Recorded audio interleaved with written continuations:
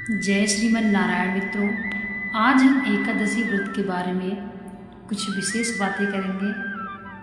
कुछ विशेष नियम हैं जो एकादशी के व्रत में अनिवार्य हैं, सभी को करना चाहिए। एकादशी का जो व्रत है यह अनंत योनियों तक साथ रहता है। इस व्रत का जो फल है, प्रताप है, वह व्यक्ति का कभी साथ नहीं छोड़ता, अनंत योनियों तक साथ रहता है। इस प्रकार से एकादशी व्रत बहुत ही महत्वपूर्ण है। एकादशी जो व्रत है यह तपस्या है। सभी यज्ञों में, सभी पूजा पाठ व्रतों में श्रेष्ठ एकादशी बताई गई है। यज्ञ समान फल प्राप्त होता है एकादशी का व्रत करने से। अनंत गोदानों का फल प्राप्त होता है। ब्रह्म हत्या जैसे महापाप भी एकादशी का व्रत करने से नष्ट हो जाते हैं।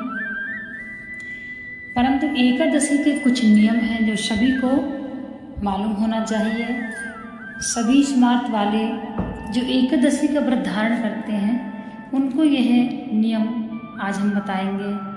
सबसे पहला नियम, जो भी व्यक्ति एकादशी का व्रत धारण करते हैं उनको नॉन वेज नहीं खाना चाहिए।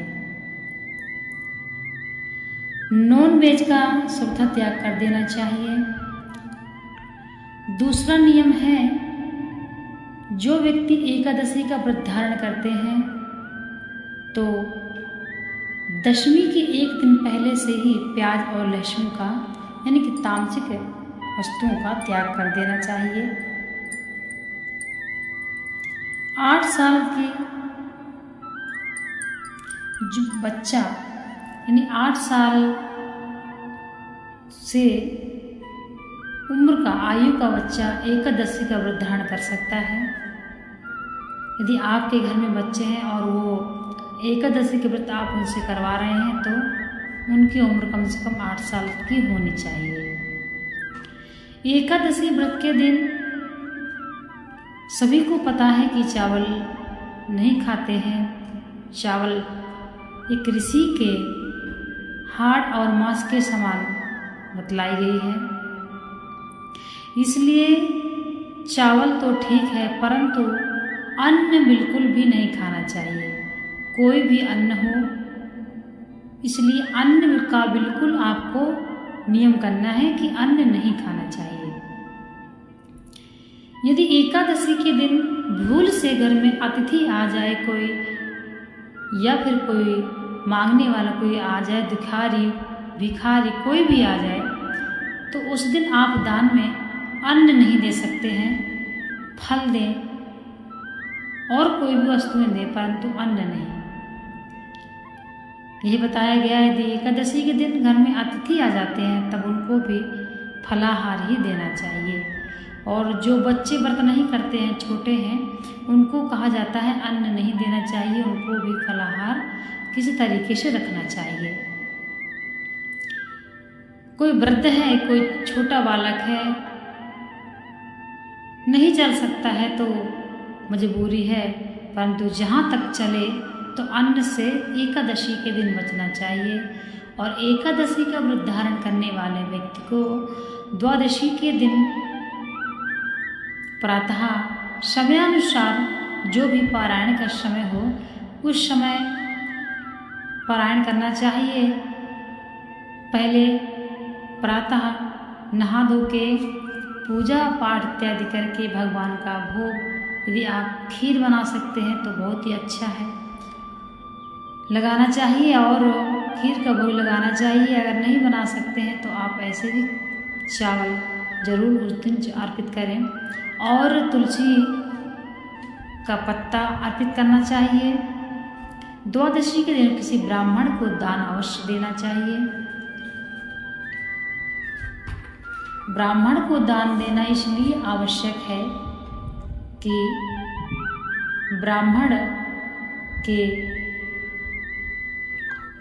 मुख में सारे वेदों का निवास है और चरणों में सारे तीर्थों का निवास बतलाया गया है। इसलिए ब्राह्मण भगवान विष्णु के समान होते हैं, इसलिए ब्राह्मण को दान देना चाहिए, पक्षियों को दाना डालना चाहिए, पशुओं को खिलाना चाहिए और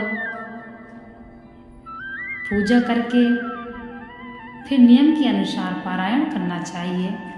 एकादशी का पारायण करने का कुछ नियम है। जब आप दान दें और पूजा इत्यादि जब आप सब कुछ कर लेते हैं, फिर आपको एक तुलसी का पत्ता लेना है और 1 गिलास पानी लेकर भगवान नारायण का ध्यान करते हुए तुलसी का पत्ता पानी से गटक जाना है। तुलसी का जो पत्ता होता है वो कभी दांतों से चबा के नहीं खाया जाता, इसलिए पानी पी लेना है तुलसी के ऊपर से।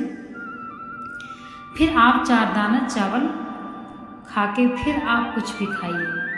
श्रीमन नारायण का ध्यान करते हुए इस प्रकार से एकादशी का पारायण करें। मान लीजिए एकादशी के नियम हैं बहुत ही कठिन हैं। एकादशी के व्रत में यदि गलती से भी किसी ऐसे व्यक्ति से हम उसका चेहरा भी देखना, उसका मुख भी देखना वर्जित है, और किसी भी ऐसे व्यक्ति, जैसे मान लीजिए कोई व्यक्ति किसी व्यक्ति की बुराई कर रहा है और हम उसको सुन लेते हैं, तब भी हमारा एकादशी का व्रत खंडित होता है। इसलिए जो भी हम व्रत धारण के समय जो भी हमसे गलतियां हो जाती हैं, तो हम पारायण के समय जब वह तुलसी दल का वो तुलसी का पत्ता पानी पीकर गुटकते हैं, तो उसी के साथ हमारे ये सारे जो हमसे गलतियां हो जाती हैं वो नाश हो जाती हैं। इस प्रकार एकादशी का व्रत करने वालों को बहुत ध्यान देना चाहिए। किसी भी ऐसे व्यक्ति से बातें नहीं करना चाहिए और किसी के बारे में गलत नहीं बोलना चाहिए, जीवों को नहीं मारना चाहिए, सताना नहीं चाहिए, किसी भी व्यक्ति के लिए ऐसे कड़वे वचन नहीं बोलना चाहिए जो किसी का आत्मा में दिल दुखे, किसी को ठेस पहुँचे और हमारे प्रति या हमारे द्वारा किसी को हृदय दुखी हो। इसलिए ऐसी कोई भी बात नहीं करनी चाहिए। पक्षियों और पशुओं पर दया करनी चाहिए।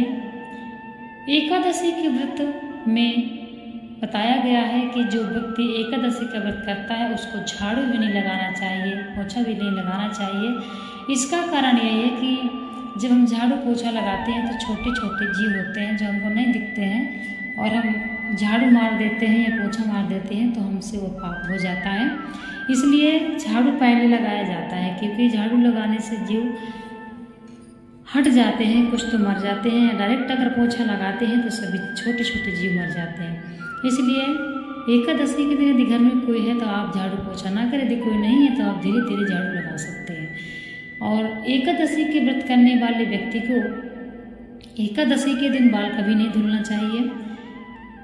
जिस प्रकार से बृहस्पतिवार के दिन हम नियम करते हैं, सभी नियम करते हैं, कपड़े नहीं धुलना चाहिए साबुन सरफ से और बाल नहीं धुलना चाहिए, सेम उसी प्रकार एकादशी के दिन भी आप निर्मल साबुन का घर में प्रयोग न करें और बाल ना धुलें। एकादशी के दिन कभी बाल नहीं धुला जाता है। माताओं बहनों को यह बात खासकर पता होनी चाहिए। जिस दिन भी व्रत हो, किसी माता बहनों का यदि किसी दिन कोई से व्रत हो तो बाल उसके 1 दिन पहले धो लेना चाहिए, उस दिन बाल नहीं धुलना चाहिए।